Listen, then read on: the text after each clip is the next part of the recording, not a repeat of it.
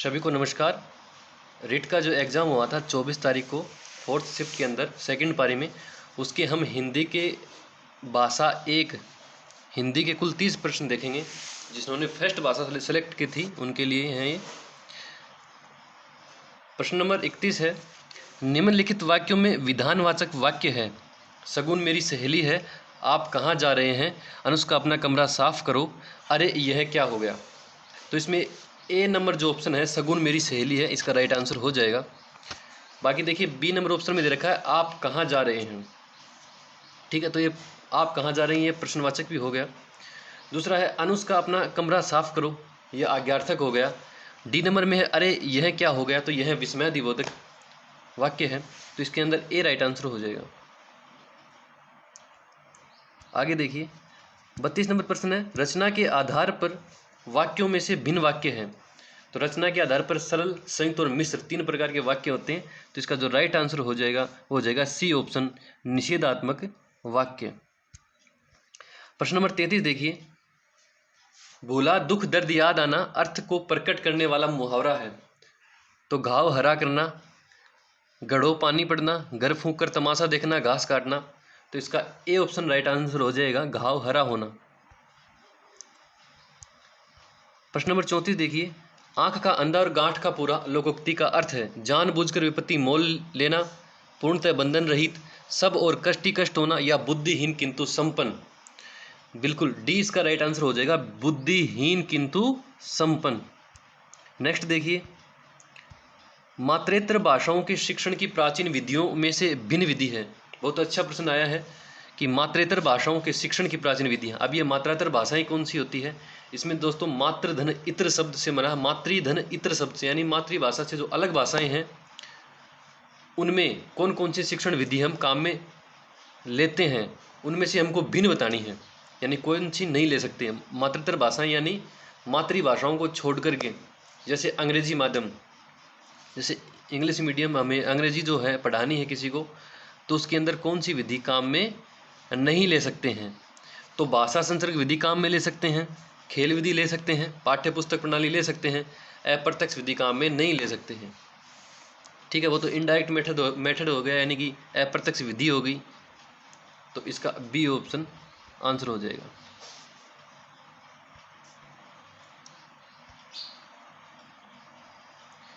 अप्रत्यक्ष विधि। नेक्स्ट देखिए, शिक्षण उपागम में कीथ एवं प्रोफेसर एलन का महत्वपूर्ण योगदान है। सूक्ष्म शिक्षण में, व्याख्यान शिक्षण में, पाठ योजना में, या फिर बेसिक शिक्षण में। तो इसका राइट आंसर हो जाएगा माइक्रो टीचिंग, सूक्ष्म शिक्षण के बारे में इन्होंने बात कही है। क्वेश्चन नंबर 37 का देखिए, इस काल में मानसिक विकास तेज गति से होता है, कल्पना, चिंतन, तर्क शक्तियाँ बढ़ती हैं और अमूर्त चिंतन करने लगता है। वाक्य बालक के किस काल के लिए कहा गया है। तो बिल्कुल किशोरावस्था में ऐसी जो उपयुक्त विशेषताएं हैं वो देखने को मिलती है। बच्चा चिंतन करता है, तर्क करता है और कल्पनाएं भी करता है। इसका राइट आंसर हो जाएगा किशोर काल के लिए। नेक्स्ट देखिए, आदर्श पठन विषय सामग्री पर प्रश्न पूछना, विविध प्रतियोगिताओं का आयोजन, कहानी, नाटक, बाल कार्यक्रम सुनना, बच्चों के बैठने का आसन ठीक करना इत्यादि गतिविधियां श्रवण कौशल विकास में किस स्तर के बालकों के लिए होती है। तो देखिए इसमें है आदर्श पठन विषय सामग्री प्रश्न पूछना, विविध प्रतियोगिताओं का आयोजन करना, कहानी, नाटक और बाल कार्यक्रम सुनना। ठीक है, बच्चों को बैठने का आसन ठीक करना, ये शब्द किस गतिविधि या श्रवण कौशल। तो देखिए इसमें मामला फंस सकता है, यहाँ पर शैशव स्तर भी से बेटर आंसर यहाँ पर उच्च प्राथमिक स्तर होगा दोस्तों। बी राइट आंसर होगा इसका, क्योंकि कहानी और नाटक दो अलग अलग विधाएं जो हैं सिखा रहे हैं। नाटक सिर्फ उच्च प्राथमिक स्तर पर ही आते हैं।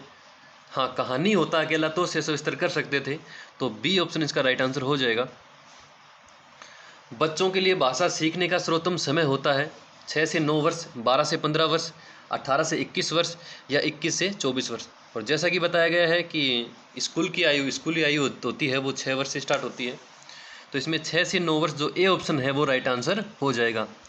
40 में देखिए, हिंदी शिक्षण में मूल ध्वनियों की संख्या अधिक होना उच्चारण में किस स्तर के छात्रों के लिए सबसे बड़ी चुनौती होती है। किशोर स्तर नहीं, युवा स्तर नहीं, शिशु स्तर नहीं, प्रौढ़ स्तर। बिल्कुल, शिशु जो है वो अपनी आवाज़ में जो है मूल ध्वनियाँ होती हैं उनको बोल नहीं पाते हैं, जैसे ए ई उ री, ये ज़्यादा शब्द हैं ये नहीं बोल पाते हैं। तो इसका जो राइट आंसर होगा वो सी ऑप्शन होगा, शिशु स्तर। नेक्स्ट देखिए, पाठ्य पुस्तकों के अतिरिक्त तत्वों में से भिन्न तत्व है। ठीक है, ये कह रहा है कि 41 में कह रहा है कि पाठ्य पुस्तकों के आंतरिक तत्वों में से भिन्न तत्व है। तो आंतरिक तत्व यानी भाषा हो गई, विषय सामग्री हो गई और एक शैली हो गई, ये तो है पाठ्य पुस्तक के आंतरिक पक्ष, जबकि उच्चारण शैली यह एक बाह्य पक्ष है। तो 41 में डी इसका राइट आंसर होगा, D right answer. Question number 42 में है, तुलसीकृत ग्रंथों के नाम लिखिए। प्रश्न का प्रकार है बहुविकल्पी प्रश्न। देखिए दोस्तों, जो हम अब कर रहे हैं यह बहुविकल्पी प्रश्न है। ठीक है, तो यह तो प्रकार हो ही नहीं सकता। दूसरा है लघुत्तर प्रश्न, तीसरा है निबंधात्मक प्रश्न, डी है वर्गीकृत प्रश्न। तो सी निबंधात्मक भी नहीं हो सकता और डी वर्गीकृत भी नहीं हो सकता, तो बच गया लघुत्तर प्रश्न। इसका जो है बी ऑप्शन इसका राइट आंसर हो जाएगा। आगे देखिए, 43 में दे रखा है, निम्नलिखित शब्दों में से असंगत विशेषता वाला गुण है। निम्नलिखित शब्दों में से प्रश्न पत्र की असंगत विशेषता वाला गुण है।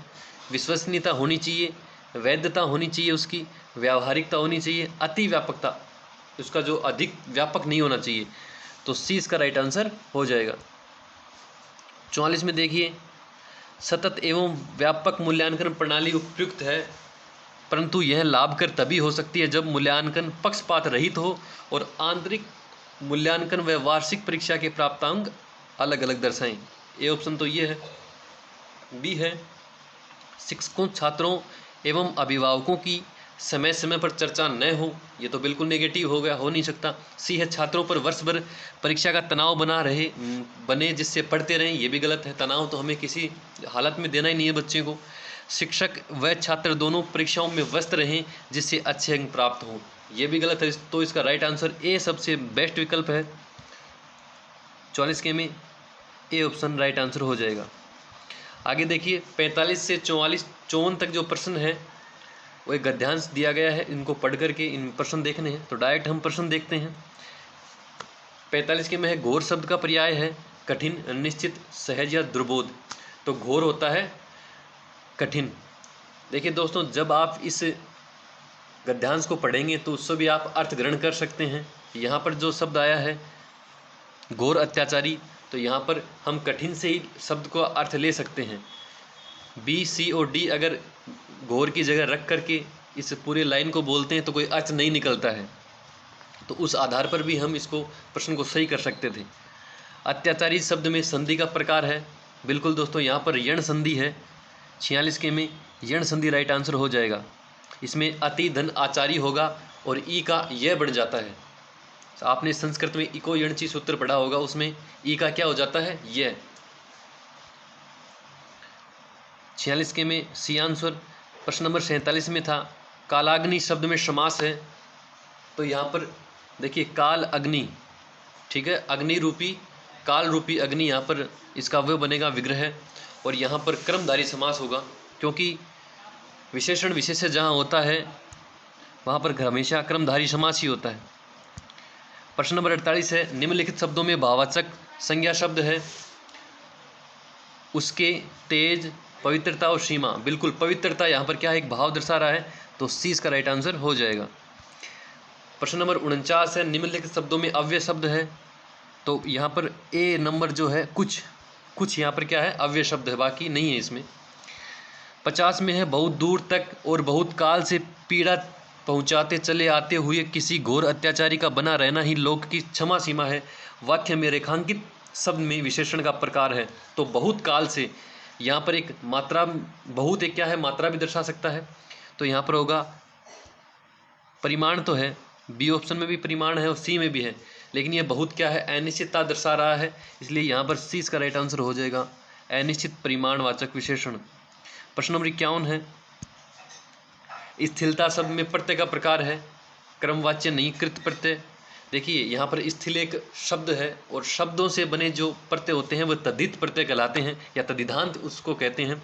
तो इसमें कृतवाच्य ए, बी और डी में कृत प्रत्यय दे रखा है जो इसका आंसर नहीं हो सकता, इसलिए भाववाचक तद्धित प्रत्यय इसका राइट आंसर होगा। इतना हार्ड प्रश्न नहीं था ये। स्थिल शब्द एक शब्द है और शब्द से जो प्रत्यय लगकर जो शब्द बनते हैं उसको भाववाचक तद्धित प्रत्यय कहते हैं। ठीक है, सी इसका राइट आंसर हो जाएगा 51 में। प्रश्न नंबर 52 है, वह भाव जिसमें सत्व गुण प्रबल हो वाक्य के लिए एक शब्द है, तो इसका राइट आंसर हो जाएगा सात्विक। क्या हो जाएगा? सात्विक। ए ऑप्शन राइट आंसर हो जाएगा। कोप शब्द का विलोम है, तो कोप का विलोम होता है किसी पर कोप करना उसको और किसी पर कृपा करना, तो डी इसका राइट आंसर हो जाएगा। प्रश्न नंबर 54 में है, उर्दू वाला शब्द है, सॉरी माफ़ कीजिएगा, यहाँ पर उद उपसर्ग वाला शब्द पूछा है। ठीक है, इसमें दे रखा उत्साह, उपहार, आदेश और दुर्गुण, तो यहाँ पर उद उपसर्ग से मिलकर के कौन सा बना है? उत्साह है। बहुत आसान प्रश्न था, ए नंबर राइट आंसर हो जाएगा। आगे देखिए 55 से 60 तक एक गद्यांश दे रखा है और उसमें कुछ प्रश्न है, हम डायरेक्ट प्रश्नों को देखते हैं। विधाता उसके हृदय में अचिंतनीय और अद्भुत आध्यात्मिक भावों की वृष्टि करता है। निम्नलिखित वाक्यों में रेखांकित पद से भिन्न अर्थ वाला वाक्य है, तो आध्यात्मिक जो शब्द है उसका क्या अर्थ होता है? देखिए, परमात्मा से संबंध रखने वाला बिल्कुल होता है, आत्मा संबंधी ज्ञान आध्यात्मिक होता है, आत्मा परमात्मा से संबंध रखने वाला भी आध्यात्मिक होता है, लेकिन दुखपूर्ण प्रत्यास्मरण ये नहीं होता है। डी इसका राइट आंसर हो जाएगा। वह नहीं पूछ रहा था भिन्न अर्थ रखने वाला ना, यहाँ पर क्या पूछ रहा था? अलग पूछ रहा था, तो इसका डी राइट आंसर हो जाएगा। नेक्स्ट देखिए, निम्नलिखित शब्दों में बहुवचन शब्द है, तो वृष्टि एक वचन, जल भी एक वचन है, गाय भी, और रातें क्या है? बहुवचन है। आसान क्वेश्चन था। अगला देखिए, धोखा यह किसी को नहीं देता है वाक्य किस काल का है? अपूर्ण भूत है, सामान्य भविष्यत है, या फिर भूत? देखिए, भूत भी नहीं होगा, भविष्य भी नहीं होगा, बच गया वर्तमान। अगर वर्तमान का टाइप पूछता तो देखते थोड़ा सा, लेकिन इसमें दे रखा है खाली इजी क्वेश्चन था, वर्तमान काल। निम्नलिखित शब्दों में भिन्न लिंग का उदाहरण है, तो साधु पुल्लिंग है, चंद्रमा भी पुल्लिंग है, जवान भी पुल्लिंग है, प्रकृति यहाँ पर स्त्रीलिंग है। बी राइट आंसर हो जाएगा। अगला देखिए, साय और प्रातः दिन और रात विधाता के हृदय में अचिंतनीय और अद्भुत आध्यात्मिक भावों की वृष्टि करता है। वाक्य में रेखांकित पद का विपरीत लिंग होगा, तो विधाता का विपरीत क्या होगा? स्त्रीलिंग क्या होगा? विधात्री। ए इसका राइट आंसर हो जाएगा। 60 है प्रश्न, ये प्रकृति के जवान साधु है, वाक्य को पूर्ण भूतकाल में बदलने पर वाक्य होगा। ये प्रकृति के जवान साधु है, वाक्य को पूर्ण भूतकाल में बदलने पर वाक्य क्या होगा? ये प्रकृति के जवान साधु होंगे, ये प्रकृति के जवान साधु बने, या ये प्रकृति के जवान साधु हो गए? बिल्कुल पूर्ण भूत यहाँ पर सी, और डी दे रखा है ये शायद प्रकृति के जवान साधु रहे होंगे, नहीं, इसमें सी जिसका राइट आंसर हो जाएगा। तो दोस्तों ये थे हिंदी के 30 प्रश्न जिन्होंने लैंग्वेज फर्स्ट सेलेक्ट की थी हिंदी की। अब हम सामाजिक के जो प्रश्न हैं वो लेकर के आने वाले हैं 60 प्रश्न। इससे पहले हमने शिक्षा मनोविज्ञान का जो टेस्ट था, जो एग्ज़ाम हुआ था, उसके 30 प्रश्नों को देखे थे, वो भी आप देख सकते हो पिछले वीडियो में। इस वीडियो को शेयर करना और आपके जो कितने प्रश्न सही हुए हैं वो कमेंट करके ज़रूर बताना। धन्यवाद।